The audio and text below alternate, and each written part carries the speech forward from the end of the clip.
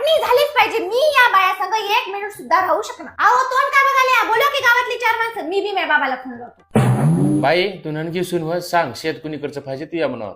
वरलाकडचं बी द्या आणि खाल्लाकडचं बी द्या. मग याय ना काय भीक मागतील काय तुला सगळं शेत देऊन? बरं बरं, मग वरलाकडचंच द्या, ती भिजवणीचं आहे. बाई मग तर म्हणणं आहे तुम्ही एका जागीच राहा. एका जागी राहिलेलं कसं आहे का ते? अहो अण्णासा, तुमचं लाख खरं वय, लाख बरोबर वय, पण या दोघीला बी हे कळायला पाहिजे की सकाळी उठलं तो असून भाग कर कर कर कर, वायली ऊन मिरचू भाकर खाल्लेलं परवडते.